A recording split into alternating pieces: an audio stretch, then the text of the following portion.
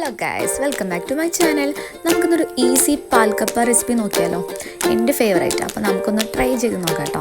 അപ്പോൾ അതിനായിട്ടുള്ള ഇൻഗ്രീഡിയൻസ് ഒക്കെ ഞാൻ ചോപ്പ് ചെയ്ത് വെച്ചിട്ടുണ്ട്. പിന്നെ നമ്മൾ തേങ്ങയുടെ ഫസ്റ്റ് പാലും സെക്കൻഡ് പാലും മാറ്റി വെക്കണം. എന്നിട്ട് നമ്മൾ ഉപ്പിട്ടിട്ട് വേവിച്ച് കപ്പ നന്നായിട്ട് വേവിക്കണം കേട്ടോ. നന്നായി വേവിച്ച് കപ്പ ഒരു കടായിലോട്ട് മാറ്റുക. എന്നിട്ട് അതിൽ നമ്മൾ ഈ ഇൻഗ്രീഡിയൻസ് ഒക്കെ ചേർത്തിട്ട് നന്നായിട്ട് ഇളക്കണം. അപ്പോൾ എന്തൊക്കെ ചേർക്കേണ്ടതെന്ന് വെച്ച് കഴിഞ്ഞാൽ ഇഞ്ചി, വെളുത്തുള്ളി, കറിവേപ്പില, അതുപോലെ തന്നെ സവാള, പിന്നെന്താ മല്ലിൻ്റെ ഇല, പച്ചമുളക്, ഇതൊക്കെയാണല്ലോ ഫസ്റ്റ് നമ്മൾ ചേർക്കേണ്ടത്. സവാളയും കുറച്ചെടുക്കുക, വേണമെങ്കിൽ നമുക്ക് ചെറിയുള്ളി മാത്രമായിട്ട് എടുക്കുക. ഏറ്റവും ടേസ്റ്റ് ചെറിയുള്ളി മാത്രം മിക്സ് ചെയ്യണം. എന്നിട്ട് നമ്മൾ സെക്കൻഡ് പാലില്ലേ, തേങ്ങയുടെ സെക്കൻഡ് പാലെടുത്തിട്ട് ഇതിൽ ആഡ് ചെയ്തിട്ട് നന്നായിട്ട് മിക്സ് ചെയ്തിട്ട് വേവിക്കണം. അതായത് ഈ ഇൻഗ്രീഡിയൻസ് ഒക്കെ അതിൽ നന്നായി വെന്തിട്ട് ഈ കപ്പയായിട്ട് അലിഞ്ഞു ചേരണം. അതാണ് അതിലൊരു പാകം. നന്നായിട്ട് വേവിക്കാം. അപ്പോൾ അതാണ് ഈ അടുത്തത്.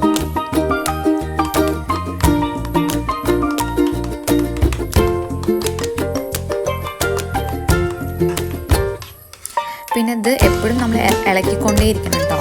അങ്ങനെ അടിയിൽ പിടിക്കാതെയൊക്കെ നോക്കണം. അതേപോലെ തന്നെ നന്നായിട്ട് ഇളക്കി മിക്സ് ചെയ്ത് കൊടുക്കണം.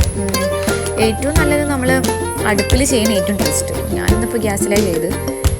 എന്നിട്ട് നന്നായിട്ട് വെന്തിട്ടുണ്ടോ എന്ന് നോക്കണം. ഇടയ്ക്കിടയ്ക്ക് നമ്മൾ തുറന്നു നോക്കിയിട്ട് ഇത് വെന്തിട്ടുണ്ടോ എന്ന് നോക്കണം. അതേപോലെ തന്നെ ഈ കപ്പ നന്നായിട്ട് അതിൽ മിക്സ് ആവണം. ചെറിയ ചെറിയ തരികൾ മാത്രമായിട്ട് കിടന്നാൽ മതി. ഇനി അടുത്തൊരു പാത്രം എടുത്തിട്ട് അതിലോട്ട് നമുക്ക് വെളിച്ചെണ്ണ ആഡ് ചെയ്ത് കൊടുക്കാം കേട്ടോ. വെളിച്ചെണ്ണ ആഡ് ചെയ്തിട്ട് അതിൽ കടുകിടാം. അത് താളിക്കാനുള്ള റെസിപ്പി കേട്ടോ അത്.